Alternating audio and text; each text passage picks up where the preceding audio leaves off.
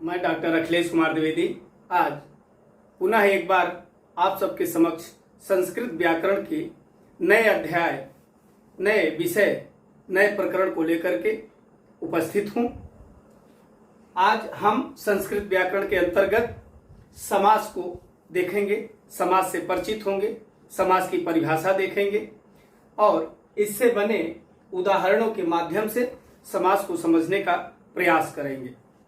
समास क्या है, समास की परिभाषा क्या होती है, तो आज हम इस प्रकरण पे चर्चा कर रहे हैं और उम्मीद करते हैं कि आप लोग एकाग्र मन से इस चैप्टर को, इस अध्याय को, इस प्रकरण को देखेंगे, सुनेंगे और समझने का प्रयास करेंगे। समास शब्द का शाब्दिक अर्थ होता है संक्षेप। समास शब्द का जो शाब्दिक अर्थ होता है वो क्या होता है? संक्षेप। मतलब दो या दो से अधिक पदों, दो या दो से अधिक सार्थक पदों को, दो या दो से अधिक सार्थक पदों को संक्षिप्त कर देना, छोटा कर देना, क्या कहलाता है? समास कहलाता है। दो या दो से अधिक सार्थक पदों के समूह को संक्षिप्त कर देना, छोटा कर देना या छोटा कर देने की क्रिया को हम समास कहते हैं। अब समास में होता क्या है इसको हम देखते हैं। समास जब हम करते हैं किसी दो या दो से अधिक सार्थक शब्द समूहों में, उसे हम संक्षिप्त करते हैं, छोटा करते हैं, तो उसमें होता क्या है? समास करने पर पूर्व पद की विभक्तियों का लोप हो जाता है। जब हम उसे समास को संक्षिप्त करते हैं, समस्त पदों को संक्षिप्त करते हैं, तो उसमें क्या होता है? समास करने पर पूर्व की जो विभक्तियां हैं वो विभक्तियां लुप्त हो जाती हैं या उन विभक्तियों का लोप हो जाता है।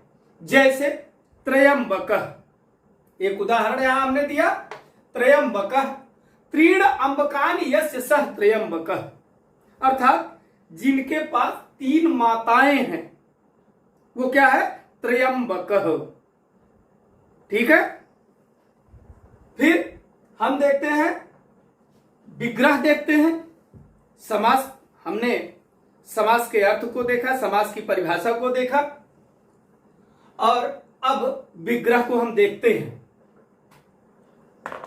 समास के नियम से मिश्रित, समास के नियम से मिश्रित शब्द समूह को समस्त पद कहते हैं। समास के नियम से मिश्रित पद को या शब्दों के समूह को हम क्या कहते हैं? समस्त पद कहते हैं। लेकिन जब हम उन समस्त पदों को अलग अलग कर देते हैं तो वहां पे क्या होता है? समास में विग्रह हो जाती है। और उन्हीं अलग अलग पदों को जब हम एक में उनको मिला देते हैं तब वहां पे क्या हो जाता है? समस्त पद हो जाता है। लेकिन उस समस्त पद में से पहले की स्थिति में ही उन्हें ला करके छोड़ देते हैं जब, तो वहां पे क्या हो जाता है? विग्रह हो जाती है। तो यह है समास विग्रह। अब जैसे समास विग्रह को अगर हम देखते हैं तो राजपुरुषः एक समस्त पद है। राजपुरुषः क्या है? एक समस्त पद है। राज्ञः पुरुषः, राजा का पुरुष।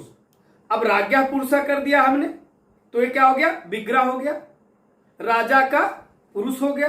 लेकिन इसको जब हम समस्त पद में मिलाते हैं तो क्या कहते हैं?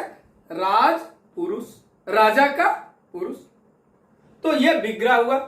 अब हम समास के भेद देखते हैं कि समास कितने प्रकार का होता है। समास के भेद में हम चलते हैं और देखते हैं कि समास के कितने भेद होते हैं। समास के कितने भेद होते हैं? संस्कृत व्याकरण के आचार्यों ने समास के भेद में 6 भेद बताए हैं। कितने भेद बताए हैं? 6 भेद बताए हैं। कौन कौन से हैं वो? उनके नामों को हम जानते हैं। पहला तत्पुरुष समास, दूसरा कर्मधारय समास, तीसरा बहुव्रीहि समास, चौथा द्वंद्व समास, पांचवा द्विगु समास और अंतिम छठवां समास जो है वह अव्ययी भाव समास है। लेकिन हमें इन 6 समासों में से उन्हीं समास का अध्ययन करना है, उन्हीं समासों को पढ़ना है जो हमारे पाठ्यक्रम के अंतर्गत रखा गया है। तो इंटरमीडिएट कोर्स में 3 समासों को स्थान मिला है। वो 3 समास कौन कौन से हैं? पहला अव्ययी भाव समास है, दूसरा कर्मधारय है और तीसरा जो है बहुव्रीहि समास है। तो हमको इन्हीं तीनों समासों को पढ़ना है, इन्हीं के ऊपर विचार करना है, इन्हीं को समझना है और इन्हीं को देखना है। पहला हमारा समास जो है अव्ययी भाव समास है। अव्यय शब्द का अर्थ ही होता है ना व्ययः इति अव्ययः, जो कभी व्यय नहीं होता है, जो कभी खर्च नहीं होता है, या जिसके अर्थ में कोई परिवर्तन नहीं होता है, वह जो होता है क्या होता है? अव्यय होता है। तो हमें पढ़ना उसी के बारे में है, अव्ययी भाव समास के बारे में। हम देखते हैं कि अव्ययी भाव समास कहते किसे हैं। तो अव्ययी भाव समास में इसमें पहला पद इसका अव्यय होता है। अव्ययी भाव समास में जो पहला पद होता है वह क्या होता है? अव्यय। और दूसरा पद क्या होता है? संज्ञा होता है। अव्ययी भाव समास में पहला पद अव्यय और दूसरा पद क्या होता है? संज्ञा होता है। और संपूर्ण पद क्रिया विशेषण होकर अव्यय के रूप में प्रयोग किया जाता है। संपूर्ण पद क्रिया विशेषण होकर अव्यय के रूप में क्या होता है? प्रयोग किया जाता है। जैसे यथाशक्ति, एक दृष्टांत में आप देखिए, यथाशक्ति, शक्ति मनतिक्रम में शक्ति के अनुकूल, यथाशक्ति माने पूरी शक्ति से, जितनी शक्ति है पूरी शक्ति से, यथाशक्ति। दूसरा दृष्टांत उपगंगम, इसमें क्या है? गंगा या समीपे, उपगंगम माने गंगा के समीप, गंगा के नजदीक, गंगा जी के समीप, उनके निकट। सरामम, रामेण सहितम, सरामम का मतलब रामेण सहितम, राम के सहित। प्रत्यक्षम, अक्षणः प्रति, आंख के सामने, आंख के सामने। इस तरह से हमने पहले समास के भेद को, अव्ययी भाव समास को देखा। फिर हम चलते हैं दूसरे समास कर्मधारय समास के ऊपर, देखते हैं इसकी परिभाषा क्या है। कर्मधारय समास कहते किसे हैं? जिस समास में पहला पद विशेषण और दूसरा पद क्या होता है? विशेष से होता है, उसे हम क्या कहते हैं? कर्मधारय समास कहते हैं। पहला पद विशेषण और दूसरा विशेष से होता है, वहां पे कर्मधारय समास होता है। जैसे यथा कृष्णः सर्पः, काला सर्प। अब काला क्या है? सर्प संज्ञा, अब काला क्या है? विशेषण। तो पहला पद विशेषण और दूसरा पद क्या हो गया? विशेष। समास क्या बन गया? कर्मधारय समास बना। कृष्ण सर्प काला सांप। तो कृष्ण काला रंग विशेषता बता रहा है, सर्प किस रंग का है, तो विशेषता क्या बता रहा है? काला है। जैसे लाल कमल, कमल कैसा है? लाल है। कमल कैसा है? लाल है। तो कमल की विशेषता कौन बता रहा है? लाल रंग बता रहा है, वह विशेषण हो गया, वह विशेष से हो गया। इसी तरह से और हम देखते हैं विद्या धनम, विद्या यो धनम, विद्या ही जिसका क्या है? धन है, या विद्या रूपी धन। पीतांबर, पीतम अंबरम, जिसका वस्त्र कैसा है? पीला है। सज्जनः, सतजनः। सज्जनः का मतलब सतजनः अर्थात सज्जन पुरुष। सत क्या है? ये इसका विशेषण है, जनः विशेष्य है। तो सब में विशेषण और विशेष्य के आधार पर यह कर्मधारय समास होता है। अब हम देखते हैं तीसरे समास की तरफ चलते हैं। तीसरा समास क्या है? बहुव्रीहि समास है। बहुव्रीहि समास में क्या होता है, इसके हम परिभाषा को देखते हैं। बहुव्रीहि समास है क्या? जिस समास में पहला पद तथा दूसरा पद प्रधान न होकर, ये जो बहुव्रीहि समास है, इस समास में न तो पहला पद प्रधान होता है और ना ही दूसरा पद प्रधान होता, बल्कि एक अन्य पद प्रधान हो जाता है। जब हम सार्थक शब्दों को समास के रूप में बदलते हैं और उसको देखते हैं, तो उसमें ना तो पहला पद मुख्य होता है और ना ही अंतिम पद मुख्य होता है, बल्कि एक तीसरा पद जो होता है वह मुख्य हो जाता है। वहां पर बहुव्रीहि समास होता है। जैसे इसको हम देखें उदाहरण दृष्टांत के माध्यम से, जैसे पीतांबरः, जैसे पीतांबरः, इसका क्या हो जाएगा? पीतम अंबरम यस्य सः, पीतम अंबरम यस्य सः, पीतम अंबरम यस्य सः, पीले वस्त्र हैं जिसके। अब देखिए, पीतम अंबरम यस्य सः, न इसमें पहला पद प्रधान हो रहा है और न अंतिम पद प्रधान हो रहा है, बल्कि प्रधानता किसकी आ रही है? श्री कृष्ण की। पीले वस्त्र हैं जिसके, किसके पीले वस्त्र हैं? कृष्ण के, पीतांबर। एक तीसरा पद जो है प्रधान हो गया, न इसमें पहला पद प्रधान हुआ और न अंतिम पद प्रधान हुआ। प्रधान क्या हुआ? अन्य पद प्रधान हो गया। उसी तरह से नीलकंठ, इसका क्या है? नीलकंठ, हमने उदाहरण के माध्यम से समझाने की आप कोशिश किया। नीलम कंठम यस्य सः, नीला है कंठ जिसका, अर्थात भगवान शिव। उसी तरह से चक्रपाणि, चक्रम पाणौ यस्य सः, चक्र है जिसके हाथ में, अर्थात भगवान विष्णु हो गए। तो इसमें ना तो पहला पद प्रधान हो रहा है, ना अंतिम पद प्रधान हो रहा, बल्कि एक अन्य पद क्या हो जा रहा है? प्रधान हो जा रहा है। इसी तरीके से हम देखते हैं मीनाक्षी, मीनाक्षी, मीन यू यक्षणी यस्या सा,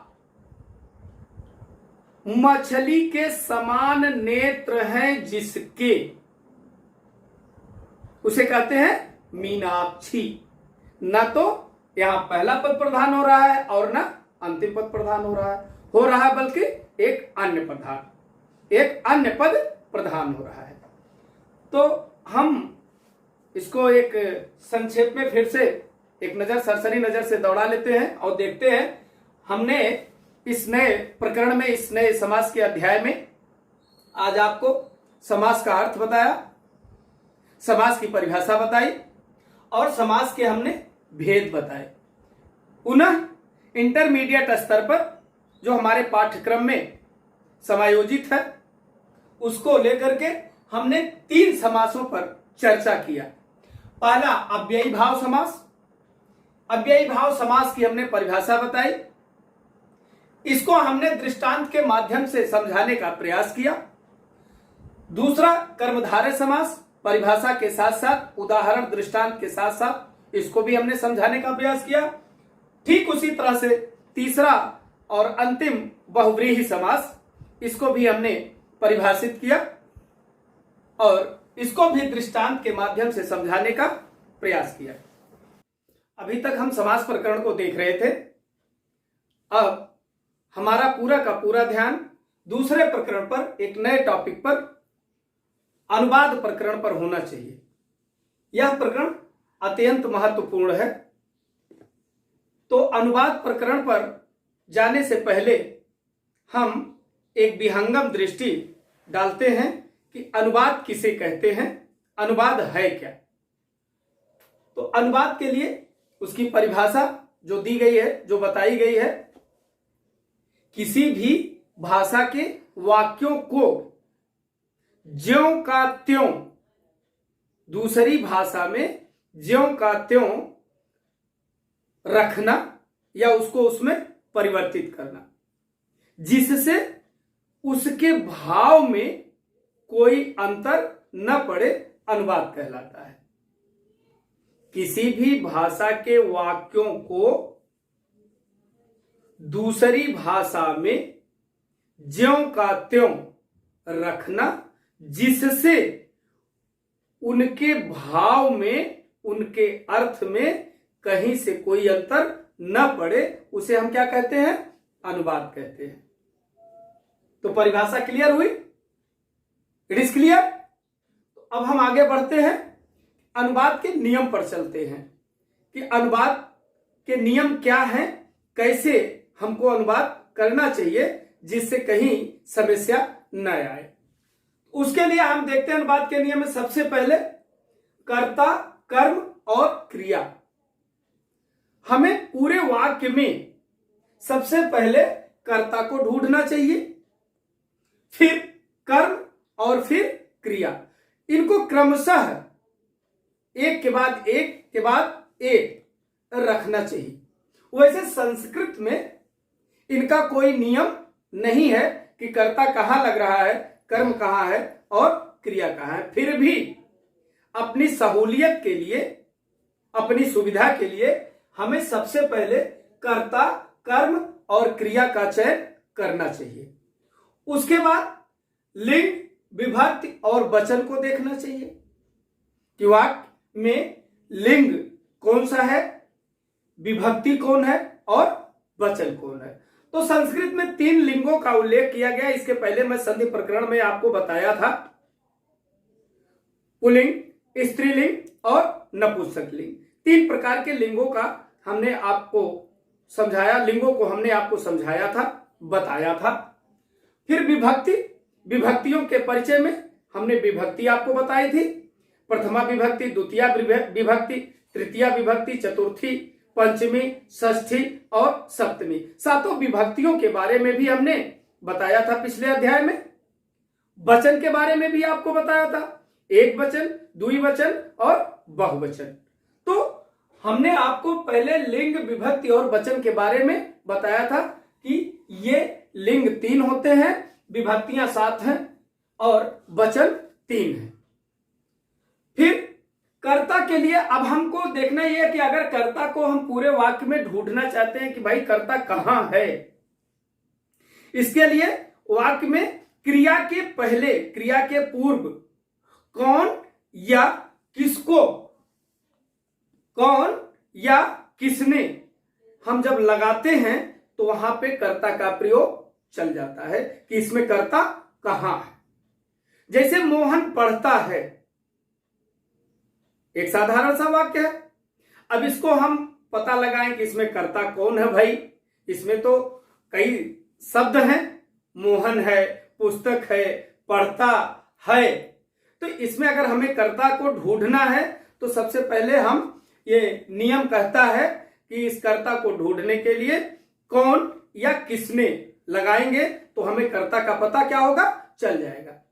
तो मोहन पुस्तक पढ़ता है, कौन पुस्तक पढ़ता है, तो पता चला मोहन। मोहन क्या हो गया, यहां पे कर्ता हो गया। इस तरीके से हम सबसे पहले कर्ता को ढूंढने के लिए कौन या किसने, इसको जब हम लगाते हैं तो हमें इसमें कर्ता का पता चल जाता है। फिर देखते हैं कि इसमें जो वाच्य है, कर्तृवाच्य, कर्मवाच्य और भाववाच्य, इन तीनों को हम एक एक करके देखते हैं। पहले देखते हैं कर्तृवाच्य क्या है। वाक्य में क्रिया कर्ता के लिंग, वचन, पुरुष के अनुसार होती है। वाक्य में क्रिया कर्ता के लिंग, वचन और पुरुष के अनुसार होती है। कर्मवाच्य वाक्य में कर्ता के साथ के द्वारा या से शब्द जुड़ा होता है और कर्म प्रथमा विभक्ति का होता है। साथ साथ क्रिया कर्म के लिंग, वचन और पुरुष के अनुसार होती है। भाववाच्य में क्रिया कर्मक होती है। क्रियाओं के प्रयोग में पुरुष और वचन का प्रयोग किया जाता है कि यह किस वचन का है या कौन सा पुरुष है। पुरुष में हमने आपको पिछले अध्याय में बताया था कि इसके 3 पुरुष भी होते हैं, प्रथम पुरुष, मध्यम पुरुष और उत्तम पुरुष। 3 पुरुष के बारे में बताया था। फिर इसमें लिंग, वचन, पुरुष, विभक्तियां और संख्यावाचक विशेषण तथा लकार का प्रयोग किया जाता है। लकार के प्रयोग में हमने आपको 5 लकारों में भी बताया था। लट लकार, लंग लकार, लिट लकार, लोट लकार, आज्ञावाचक और विधिलिंग, 5 लकार का प्रयोग होता है साधारणतया। अब हम अनुवाद के इन नियमों के तहत, इन नियमों से बद्ध करके अनुवाद करते हैं या एक भाषा के वाक्य को दूसरी भाषा में परिवर्तित करते हैं, लेकिन इस चीज का हमेशा ध्यान रहता है कि उसके भाव में कहीं से कोई अंतर न पड़े। अगर हम इन नियमों को लेकर के चलते हैं, आगे बढ़ते हैं, तो अनुवाद हमारे लिए बहुत ही सरल हो जाएगा। अब हम आपको बताते हैं कि अनुवाद देखिए, इसमें जैसे हमने 5 लकार आपको बताया, तो 5 लकारों में से एक एक लकार के हम कुछ दृष्टांत यहां पर रखते हैं। आप ध्यान से देखें और उसको समझने का प्रयास करें। जैसे वे 2 जाते हैं, ये कैसा है, किस लकार का है? तो ये आपका वे 2 जाते हैं, ये लट लकार वर्तमान काल का वाक्य है, प्रेजेंट टेंस। इसका संस्कृत में तौ गच्छतः क्या होगा? तौ गच्छता, वे 2 जाते हैं, तौ गच्छता। वैसे आगे फिर देखेंगे, तुम सब जाते हो, यूयम गच्छत, तुम सब क्या करते हो? जाते हो। ये लट लकार वर्तमान काल। फिर इसके आगे हम देखते हैं लंग लकार भूतकाल। इसका क्या होगा? तो हम लंग लकार भूतकाल को देखते हैं। रमेश ने पाठ पढ़ा, रमेश ने पाठ पढ़ा अर्थात क्रिया समाप्त हो चुकी है, वह पढ़ चुका है।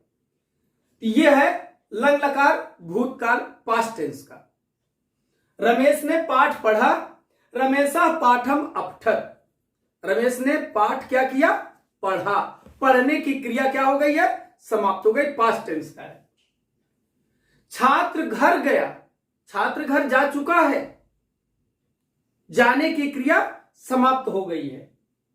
छात्र गृहम अगच्छत, पास्ट टेंस, लंग लकार भूतकाल। उसी तरीके से हम देखते हैं लिट लकार भविष्यत काल, फ्यूचर टेंस। मोहन घर जाएगा, मोहन क्या करेगा? घर जाएगा। अभी समय निश्चित नहीं है कब जाएगा, जाएगा ये तय है, लेकिन कब जाएगा ये तय नहीं, ये फ्यूचर की है। तो लिट लकार भविष्यत काल में मोहन घर जाएगा, मोहना गृहम गमिष्यति, मोहनः गृहम गमिष्यति, मोहन घर जाएगा। मैं पाठ याद करूंगा, मैं पाठ क्या करूंगा? याद करूंगा। अहम पाठम स्मरिष्यति, मैं पाठ को याद करूंगा। फिर उसी तरीके से लोट लकार आज्ञावाचक को देखते हैं। उसी तरह से लोट लकार आज्ञावाचक जिसमें आदेश दिया जाता है। जैसे तुम अपना पाठ याद करो, निर्देशित किया जा रहा है। आज्ञावाचक में ये आदेश दिया जा रहा है कि तुम अपना पाठ याद करो। त्वं स्वपाठम स्मर, तुम अपने पाठ को क्या करो? याद करो। मैदान में मत खेलो, निषेधवाचक। क्षेत्रे मा क्रीड, मैदान में मत खेलो। और विधिलिंग विध्यर्थक में इसको भी देखते हैं। तुम्हें आज घर जाना चाहिए। तुम्हें आज घर जाना चाहिए। त्वम अद्य गृहं गच्छे। तुम्हें आज घर जाना चाहिए। ग्रीष्मे शीतलम जलम पिबेत। ग्रीष्म ऋतु में शीतल जल पीना चाहिए। इस तरह से हम इन नियमों के तहत बच करके पांचों लकारों में इस छोटे छोटे वाक्य के माध्यम से आपको समझाने का प्रयास किए हैं कि अनुवाद करते समय हमेशा कर्ता, कर्म, क्रिया, वचन, लिंग, विभक्तियां, पुरुष, वाच्य, इन सब को लेकर के ध्यान में रखते हुए हमें अनुवाद करना चाहिए। तो आज हम देखते हैं कि समास प्रकरण के साथ साथ अनुवाद प्रकरण को भी हमने आपको बताने का प्रयास किया, समझाने का प्रयास किया है। सर्वप्रथम मैंने समास को परिभाषित किया, उसके अर्थ को बताया, उसके भेदों को बताया और दृष्टांत के माध्यम से समासों को हमने बहुत ही अच्छी तरीके से आपको समझाने का प्रयास किया।